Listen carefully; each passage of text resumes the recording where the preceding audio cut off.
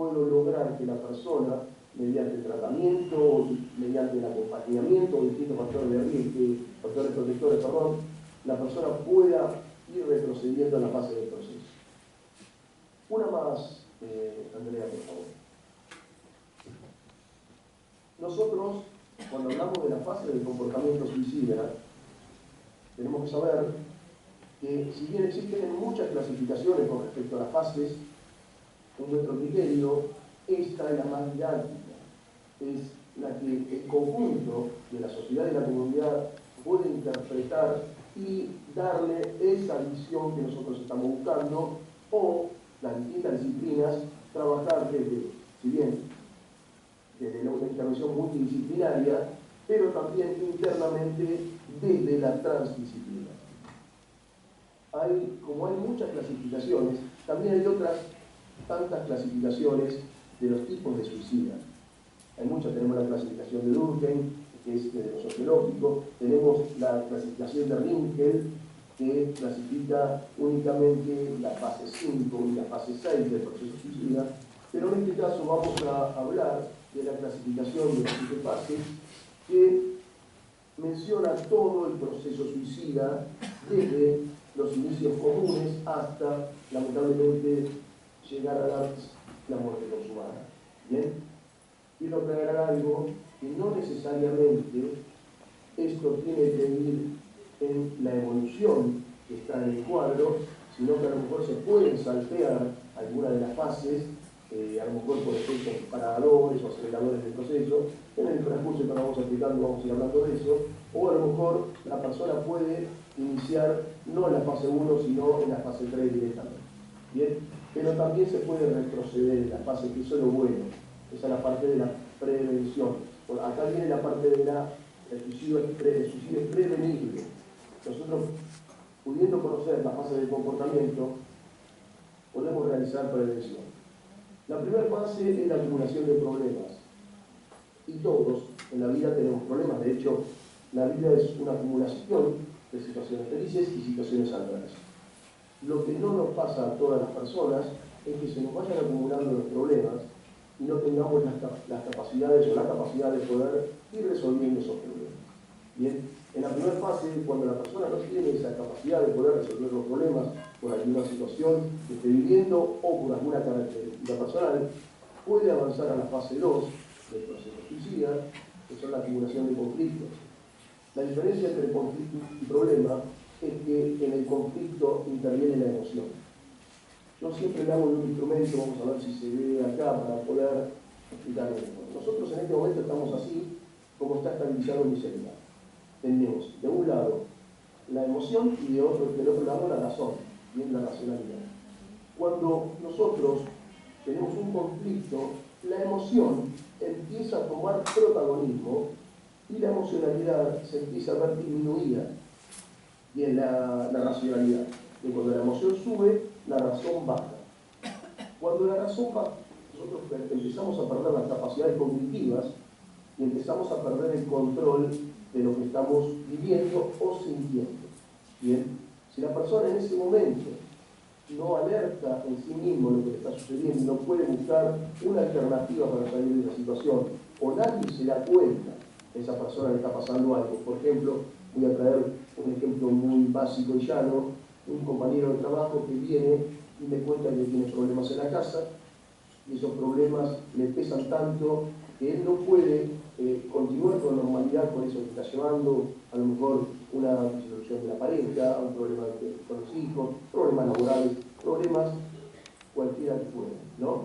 Entonces, si en ese momento la persona no recibe la asistencia o el apoyo de su núcleo, de esa, lo que se conoce como una intervención comunitaria, bien, las personas que integran a las comunidades en su conjunto, no los que tienen cercanía con la persona que está transitando la problemática, no son apoyados por ese núcleo, por ese sector, la persona lamentablemente puede avanzar en este proceso de las 7 fases, y llegar a la crisis.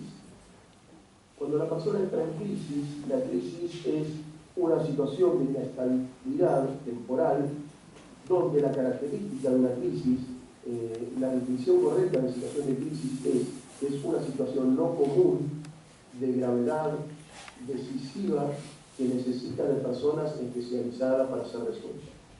Cuando todo esto que yo les acabo de mencionar concluye, estamos sabiendo ya que estamos en una situación de crisis, es una situación no común. Nosotros no vivimos constantemente en una situación de inestabilidad, ¿bien? Es una situación grave porque lo que sucede en ese acontecimiento se puede proyectar en el tiempo y puede producir daños permanentes. Es una situación decisiva porque la existencia de los objetos o la vida de las personas está en riesgo. Y fundamentalmente, y vamos a hacer un punto acá, sí o sí, para poder resolver una crisis, se necesita el abordaje de personas especializadas. Siempre.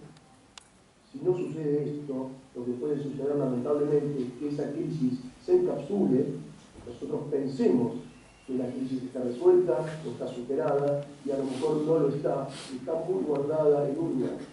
Y entonces cualquier acontecimiento que puede vivir la persona puede de nuevo actuar como acelerador del proceso o disparador, y todo aquello que había quedado encapsulado vuelve a reflotarse y la persona puede volver a transitar la fase de comportamiento. La cuarta fase del proceso suicida son los pensamientos negativos. Y vamos a hacer un ejercicio, y yo les voy a pedir a todas y todos los presentes que dentro de sus cabezas acuérdense de vivencias personales o situaciones que hayan vivido o que haya tocado vivir por su profesión.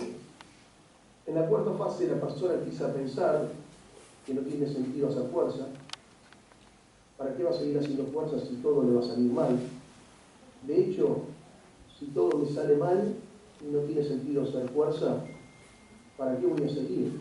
Si a lo mejor seguir soy una carga para los demás.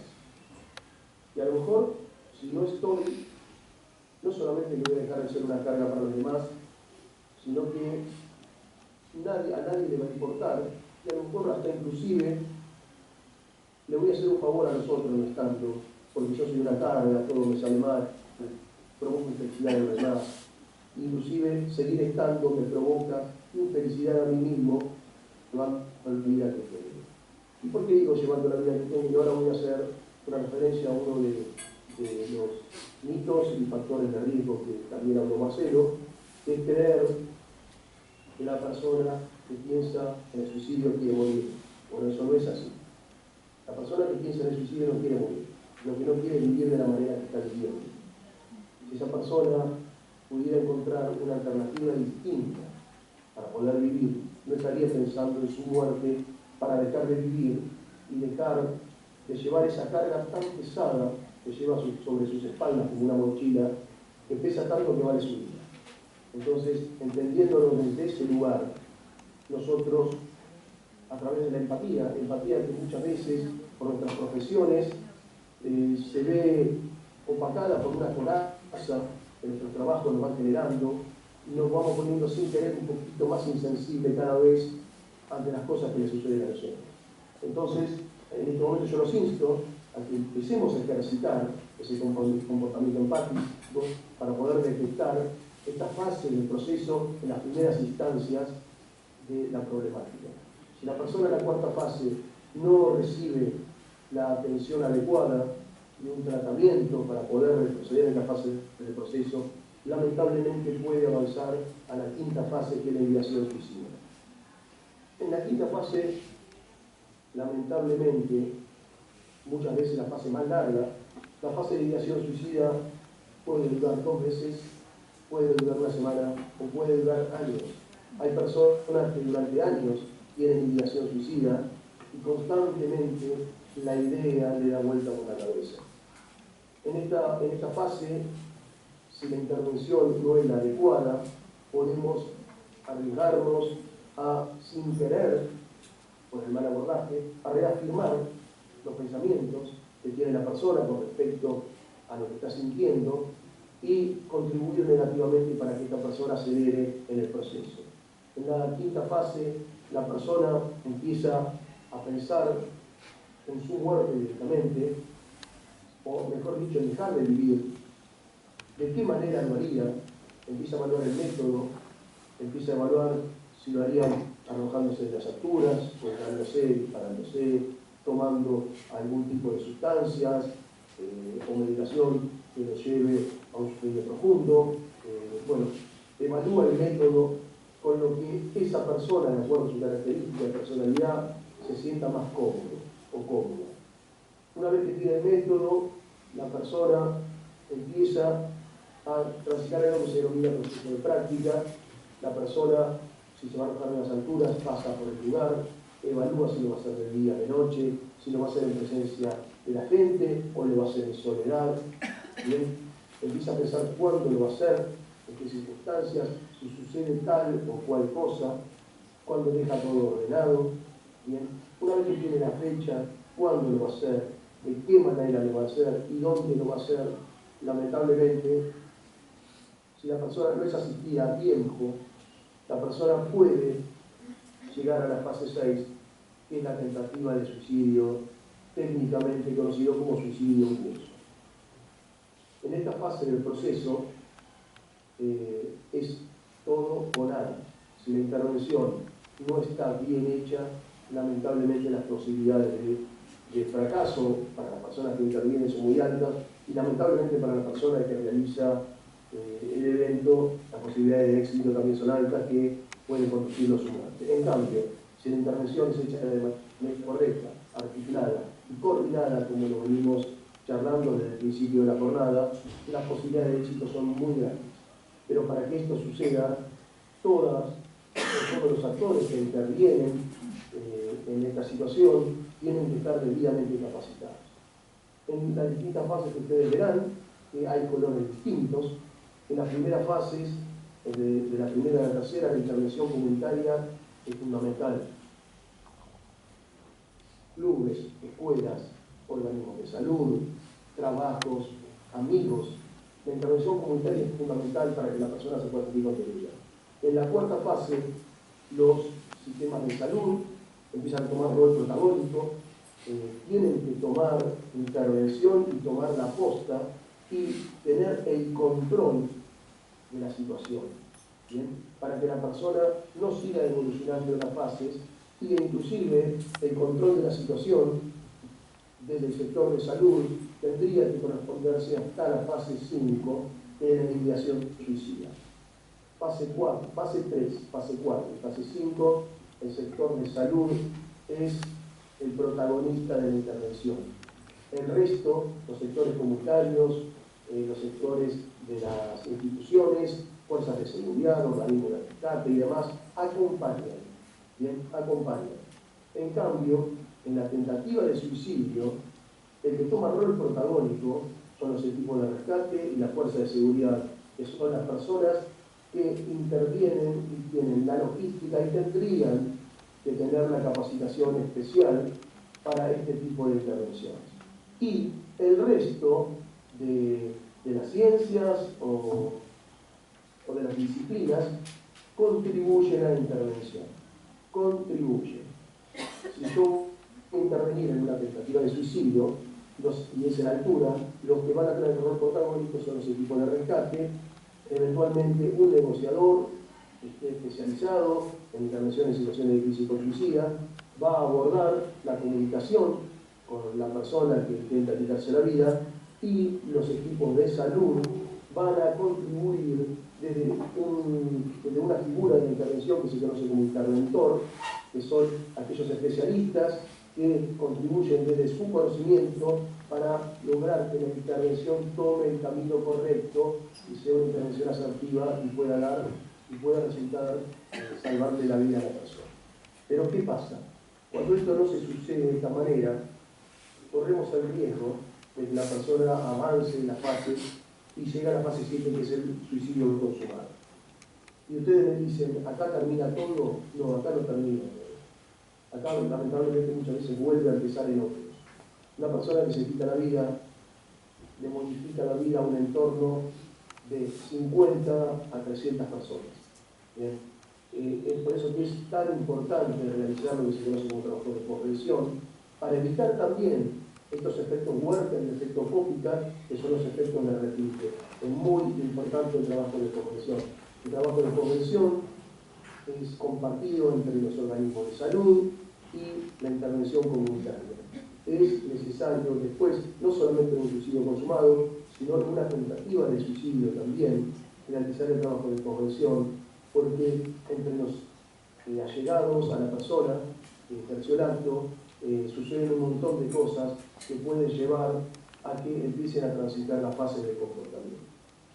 ¿Podemos avanzar una más, Andrea, por favor?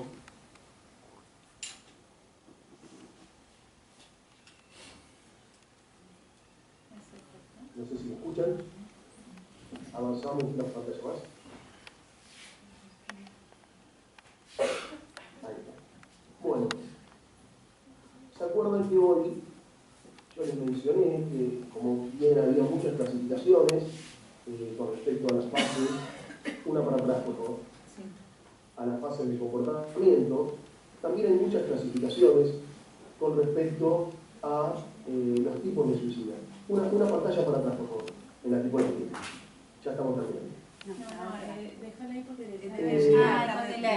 hay una clasificación que es muy común, que es la clasificación de Durkheim, que él la ve desde la sociología, después está la de Rinkel, que la ve únicamente una sola, que la ve únicamente desde la fase 5 y la fase 6. Bueno, pero esta clasificación, que es la tipología de suicidio en curso, en esta oportunidad es incompleta, porque esto está más que nada orientado para la intervención en curso. Lo que a nosotros nos importa en esta jornada es la clasificación de los suicidios. Esta clasificación lo que hace es reducir todos los tipos de suicidas, que si nosotros podemos estudiar tipos de suicidas de acuerdo a los autores y de acuerdo a las ciencias o disciplinas, podemos llegar a contar más de 100 en una búsqueda de media hora solamente por el Google académico. Entonces, esto lo que hace es reducir todos esos tipos a 3 tipos fundamentales, que son los sintomáticos, los calificados y los espontáneos. Los calificados son aquellos que transitan la fase del comportamiento. Bien, los que vimos anteriormente. En realidad son la mayoría de los suicidas que conocemos. Pero también tenemos los suicidas sintomáticos, que son aquellas personas que tienen algún trastorno mental o que padecen o están en efecto de morbosidad por algún tipo de consumo de sustancias, alcohol, drogas y demás, o transitando la etapa de abstinencia, donde la persona a lo mejor puede tener alucinaciones visuales, auditivas e inclusive hasta táctiles. ¿Qué pasa con estos sintomáticos? Que las personas tienen su propia realidad y pueden verse llevados a querer quitarse la vida, a lo mejor porque escuchan voces y los inducen a eso. Bueno, a estos tipos de suicidas se los conoce como suicidas sintomáticos. Bien, los calificados ya lo hablamos, y los espontáneos son aquellos suicidas que a través de un evento negativo inminente que vieron, se ven movidos o llevados a tratar de quitarse la vida para poder salir de ese dolor que están sintiendo en ese momento. Bien, tiene que ser de manera espontánea. ¿Qué pasa con los espontáneos? Pues muchas veces las personas creen que el único motivo que los llevó a quitarse la vida es el acontecimiento. En realidad no, ese fue el disparador. Para que una persona opte por querer quitarse la vida, para salir de la situación que está sintiendo o viviendo, tiene que tener determinadas características, que es lo que refiere a la multicausalidad que la problemática suicida tiene como característica. La problemática suicida siempre es multicausal. Hay diferentes razones y situaciones que llevan a una persona a pensar en el suicidio. Creer que una sola situación puede llevar a alguien a pensar en la muerte o en su muerte para salir del dolor es reducir la problemática en la simpleza y gruesas. Inclusive hasta los espontáneos siempre tienen diferentes situaciones que los llevan a pensar en su muerte para salir del dolor. Esta tipología lo que nos ayuda a nosotros en cualquier tipo de intervención es poder identificar qué tipo de suicida es y de qué manera se voy a afrontar y encarar la intervención. No es lo mismo, y ustedes lo sabrán muy bien, hablar con un sintomático, que es una persona que tiene trastornos mentales, que hablar con un calificado. Una persona que a lo mejor no tiene ningún trastorno mental, pero a través de diferentes situaciones de vida que fue teniendo, empezó a autoconvencerse que la mejor alternativa para dejar de sufrir es dejar de vivir. Entonces la forma de comunicarse y abordar a la persona es diferente. Es lo mismo con los espontáneos. Bueno, avanzamos una más y ya llegamos al final.